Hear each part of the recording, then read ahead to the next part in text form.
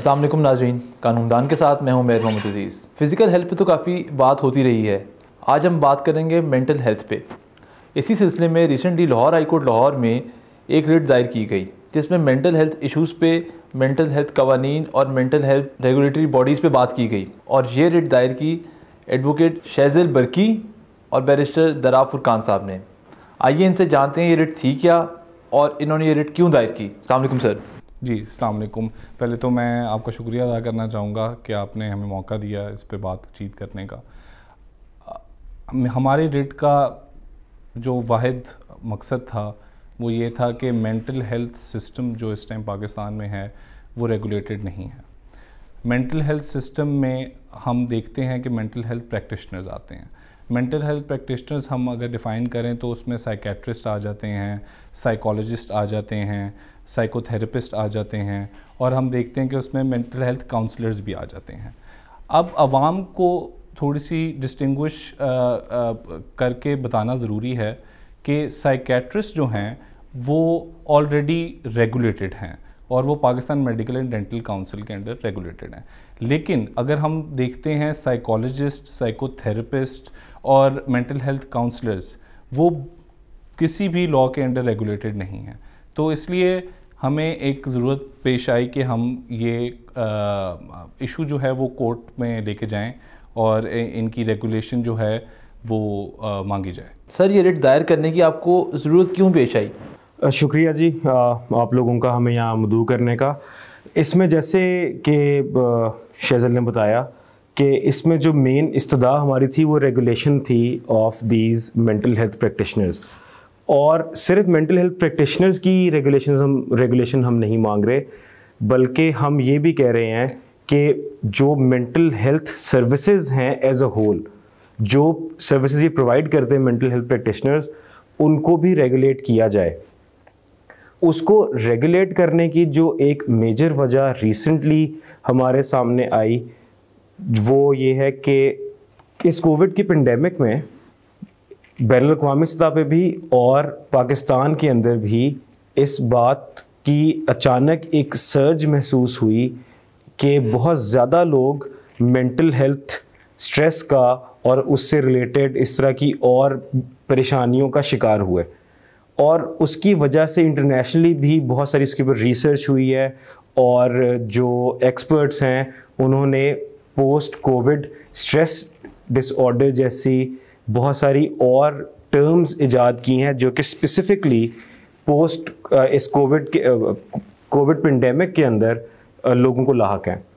तो उसकी अपसर्ज की वजह से हमारे माशरे के अंदर बहुत सारे ऐसे लोग थे जिनको ज़रूरत ये पेश आई कि वो मेंटल हेल्थ प्रैक्टिशनर्स के पास जाएं और उनसे मेंटल हेल्थ सर्विसेज लें। यहाँ पे फिर एक ये चीज़ सामने आई कि क्योंकि आवाम का एक्सपोजर बढ़ रहा था मेंटल हेल्थ प्रैक्टिशनर्स के साथ, और मेंटल हेल्थ प्रैक्टिशनर्स क्योंकि रियासती या हुकूमती सतह पे रेगुलेटेड नहीं थे, तो वहाँ पे एक्सप्लॉयटेशन के चांसेस बढ़ जाते हैं, वहाँ पे मिसडायग्नोसिस या मेल प्रैक्टिस के चांसेस बढ़ सकते हैं। साथ साथ ही जो मेंटल हेल्थ प्रैक्टिशनर्स हैं उनकी अपनी सेफ्टी इस चीज़ में है कि उनको पता हो कि कानूनी तौर पे वो क्या कर सकते हैं, क्या नहीं कर सकते, ताकि वो भी किसी इस तरह की नागहानी जो कॉन्सिक्वेंसेस हैं उनसे बच सकें। साथ साथ इसके जो एक और अहम नुक्ता है वो ये है कि कुछ ऐसे निजी इदारे हैं जो मेंटल हेल्थ प्रैक्टिशनर्स को सर्टिफाई भी करते हैं। उस सर्टिफिकेशन के अंदर ये बात हमारे सामने आई कि वो कोई ख़ास मेयार नहीं है कि जिसके जो चाहिए वो आपको इनरोल करने के लिए सर्टिफिकेशन के कोर्स में, और उसके बाद वो सर्टिफिकेशन कोर्स भी बहुत मुख्तसर मुद्दत का वो कोर्स है जिसके अंदर कोई आम तौर पे साइकोलॉजिस्ट होने की भी कोई शर्त नहीं है, जिसकी वजह से जब सर्टिफिकेशंस के साथ एक बंदा सामने आता है तो आम आवाम जो एक मजबूरी की हालत में जिस तरह डॉक्टर्स के पास जाती हैं अपने जिस्मानी इलाज के लिए, उसी तरह अपनी जहनी मुश्किलात के लिए वो इनकी तरफ रुजू करती हैं और उनको नहीं पता चलता कि इस सर्टिफिकेशन का पीछे मकसद क्या था, क्या जिस प्रोफेशनल के पास वो जा रहे हैं वो इस काबिल हैं, वो क्या कुछ पढ़ा लिखा है उन्होंने, क्या वो इनका बखूबी इलाज कर सकते हैं, तशखीस कर सकते हैं कि नहीं।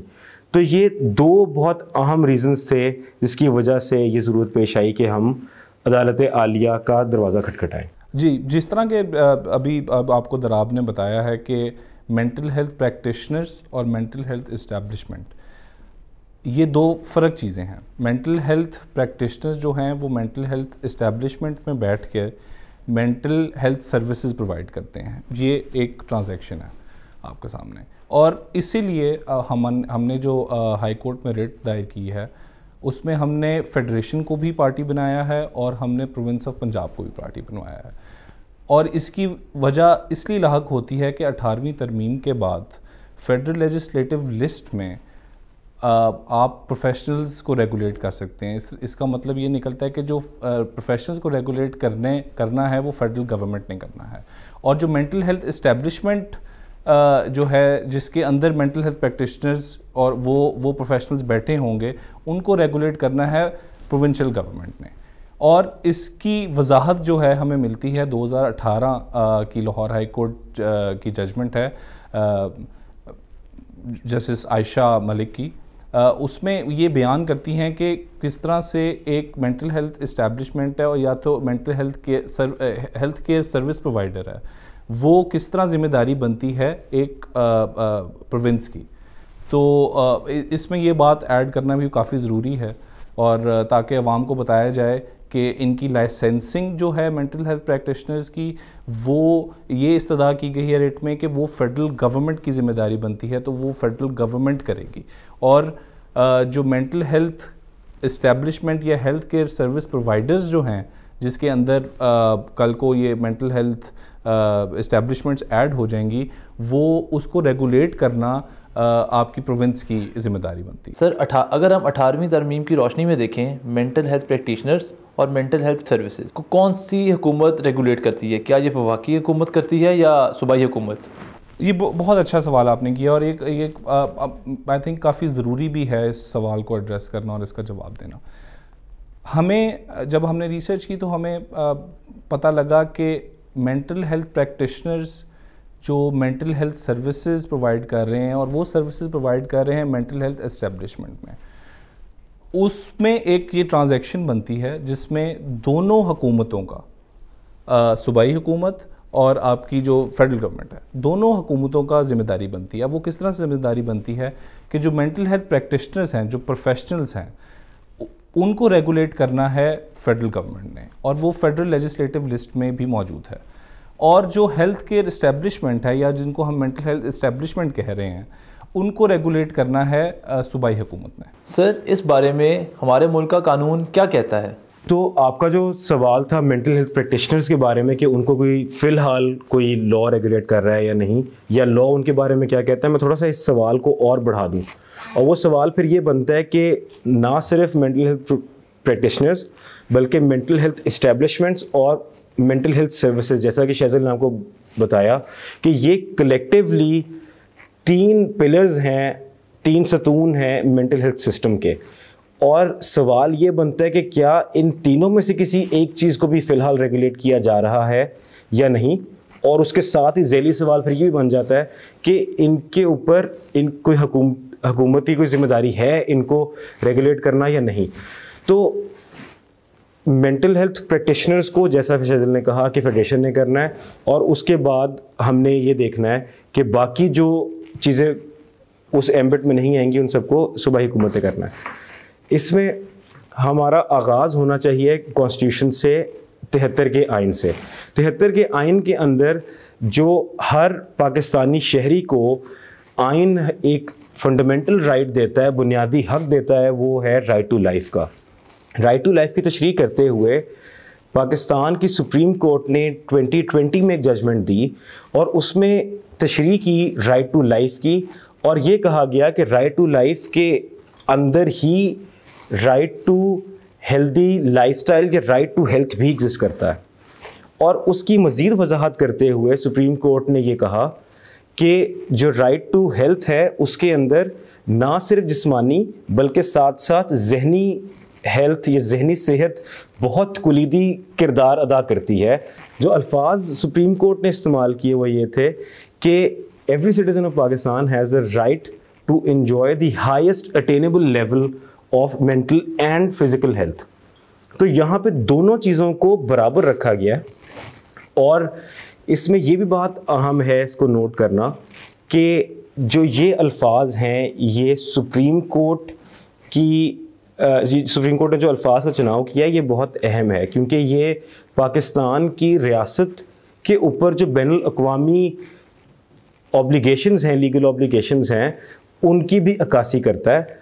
और जैसे कि WHO और UN की जो ट्रीटी है for international covenant on social and cultural rights, उसके अंदर एग्जैक्टली ये अल्फाज इस्तेमाल हुए हैं और सुप्रीम कोर्ट ने उन्हीं अल्फाज को यहाँ दोहराया है, ताकि ना सिर्फ ये कि वो राइट टू लाइफ की तशरीह हो जाए, बल्कि साथ साथ रियासत पाकिस्तान की जो जिम्मेदारियाँ हैं इंटरनेशनल कवानीन के तहत वो भी वाज़े हो जाएँ। यहाँ पे मैं ऐड करना चाहूँगा, जिस तरह के अभी बैरिस्टर दराब ने जिक्र किया है कि सुप्रीम कोर्ट की जजमेंट में आपके international covenant of cultural and social rights की वर्डिंग की अक्कासी की गई है। आर्टिकल 12 जो है उनका, वो ये कहता है। उसी तरह हम देखते हैं कि WHO 2009 से रिसर्च कंडक्ट कर रहा है मेंटल हेल्थ इश्यूज़ पे। WHO ने 2009 में पाकिस्तान में एक रिपोर्ट दी जिसमें ये बताया कि पाकिस्तान का मेंटल हेल्थ सिस्टम क्या है, और मेंटल हेल्थ सिस्टम क्या गवर्नमेंट जो है फेडरल गवर्नमेंट और क्या प्रोविंशियल गवर्नमेंट इसको पूरा करने में सक्सेसफुल हुई है या नहीं हुई। वो एक पूरी आपके पास जामिया रिपोर्ट मौजूद है। उसके बाद 2017 में हम देखते हैं mental health world Atlas WHO ने निकाला है, जिसमें काफ़ी क्लियर वर्ड्स का इस्तेमाल किया गया है कि मेंटल हेल्थ सिस्टम गवर्नमेंट के जितने भी गवर्नमेंट जो हैं वो WHO के स्टेक होल्डर्स हैं, जितने भी स्टेट्स जो WHO के स्टेक होल्डर्स हैं, वो उन पे एक रिस्पॉन्सिबिलिटी है कि वो अपना मेंटल हेल्थ सिस्टम जो है वो दुरुस्त करें और उसमें ज़्यादा से ज़्यादा रेगुलेशन लेके आई जाए। सर, जैसे कि आपने कहा कि इस बारे में कोई कानून नहीं है या फिर उस पर इम्प्लीमेंटेशन नहीं है, लेकिन हमारे मुल्क में मेंटल हेल्थ ऑर्डिनेंस तो है, उस बारे में आप क्या कहेंगे? ये बहुत अहम सवाल किया और ये बहुत एक गौर तलब नुक्ता आपने उठाया है। इसके जवाब में मैं ये ज़रूर कहूँगा कि बिल्कुल जो आपने निशानदेही की कि मेंटल हेल्थ अथॉरिटी एग्जिस्ट करती है। मेंटल हेल्थ ऑर्डिनेंस एक 2001 में आया और उसके बाद वो 18th अमेंडमेंट के बाद सूबाई सतह पे डिवॉल्व हो गया और अब हर सूबे ने उस तरह की एक मेंटल हेल्थ अथॉरिटी अपने अपने सूबों में बनाई हुई है। लेकिन मसला ये है कि वहाँ पे उस इदारे को ख़ुद ये नहीं इस बात का अंदाज़ा कि वो क्या कुछ कर सकते हैं और उनके ज़िम्मे क्या क्या कानूनी ऑब्लिगेशंस हैं। इसकी मिसाल मैं बहुत मुख्तसर से दूंगा कि इनका एक काम ये है कि इन्होंने प्रिवेंशन की तरफ इकदाम उठाने, प्रिवेंशन ऑफ मेंटल इलनेसेस की तरफ इकदाम उठाने हैं। प्रिवेंशन ऑफ मेंटल इलनेसेस का मतलब ये है कि आप सिर्फ उस बंदे का इलाज नहीं कर रहे जिसमें वाज़े तौर पे किसी मेंटल इलनेस के सिम्टम्स हैं, बल्कि आप एक ऐसा फ्रेमवर्क बना रहे हैं कि जहाँ पे आप इस बात का ख़ास ख्याल रख रहे हैं कि हमने किसी भी इंडिविजुअल को उस पॉइंट पे जाने नहीं देना कि जहाँ पे उसके सिम्टम्स, जो मेंटल हेल्थ के कुछ सिम्टम्स हैं, वो पूरी तरह से एक इलनेस की शक्ल इख्तियार कर गए हों। अब ये काम मेंटल हेल्थ अथॉरिटी का है, लेकिन वो इसको करने के लिए कोई उन्होंने इकदाम नहीं उठाए। उनका फोकस सिर्फ प्राइमरीली साइकियाट्रिस्ट के साथ काम करने में है, और साइकियाट्रिस्ट वर्सेस साइकोलॉजिस्ट या जो मेंटल हेल्थ थेरेपिस्ट है या मेंटल हेल्थ काउंसलर्स है, ये बहुत मुख्तलिफ काम करते हैं। इसके अंदर साइकियाट्रिस्ट प्राइमरीली आपकी जो मेंटल हेल्थ के प्रॉब्लम्स हैं उनको एक मेडिकल इशू के तौर पर ट्रीट करता है। On the other hand psychologist या मेंटल हेल्थ थेरेपिस्ट, काउंसलर्स वगैरह, वो बुनियादी तौर पे आपकी बिहेवियरल चेंजेस को देखते हैं और ज़्यादा जो लॉन्ग टर्म इस तरह के सिम्टम्स आते हैं उनको ट्रीट करने के लिए साइकोलॉजिस्ट, मेंटल हेल्थ काउंसलर्स और थेरेपिस्ट ज़्यादा मुफीद साबित होते हैं। तो ये एक मिसाल है कि जहाँ पे मेंटल हेल्थ अथॉरिटी एग्जिस्ट करती है लेकिन वो अपना काम पूरा नहीं कर रही, और रिट में ये इस्तदा की गई है अदालत आलिया से कि वो इसके बारे में भी कोई फ़ैसला सादिर करे। जैसे कि दराब ने बड़ा तफसीलन बयान किया है, इसके अलावा हमारे पास एग्जिस्ट करता है Punjab health care commission act जो 2010 में है। उसके अगर हम कानून पढ़ें और उसका प्रियम्बल पढ़ें तो उसमें काफ़ी क्लियर ज़ुबान इस्तेमाल की गई है। उन्होंने कहा कि जी आपने अपनी हेल्थ केयर सर्विसेज को इम्प्रूव करना है। अब हेल्थ केयर सर्विसेज की जब हम बात करते हैं तो जिस तरह की हमने पहले डिस्कशन की, उसमें आपकी फ़िज़िकल हेल्थ भी आ जाती है और उसमें आपकी मेंटल हेल्थ भी आ जाती है। अब हेल्थ केयर कमीशन का जो इख्तियार है वो बनता है हेल्थ केयर सर्विस प्रोवाइडर्स पे कि वो उनको रेगुलेट करें। जब mental health care service provider आएगा तो जो कि काफ़ी जो निजी इदारे हैं वो भी मौजूद हैं जो कि mental health care services provide कर रहे हैं, उन पे भी उसका जो है वो इख्तियार बनेगा कि वो उनको भी रेगुलेट करें। लेकिन हमने देखा है प्रैक्टिकली कि ऐसा नहीं हो रहा। और इसके अलावा हम जब इस चीज़ को देखते हैं, हमने पहले भी ये चीज़ डिस्कस की आपसे कि जिस तरह बताया जा रहा है कि कोई ज़ाब्ता इखलाक है ही नहीं कि जिसको अचीव करना है, कोई ऐसा स्टैंडर्ड ही नहीं है जिसको अचीव करना है दोनों के लिए। मेंटल हेल्थ एस्टेब्लिशमेंट्स जो हैं, जो हेल्थ केयर सर्विसेज प्रोवाइड कर रही हैं, और जिसके अंदर लोग बैठे हैं जो प्रैक्टिशनर्स हैं, मेंटल हेल्थ प्रैक्टिशनर्स, उनके लिए भी कोई ऐसा ज़ाब्ता इखलाक नहीं है जिनको अटेन करना है या स्टैंडर्ड है जो स्टैंडर्ड होना चाहिए।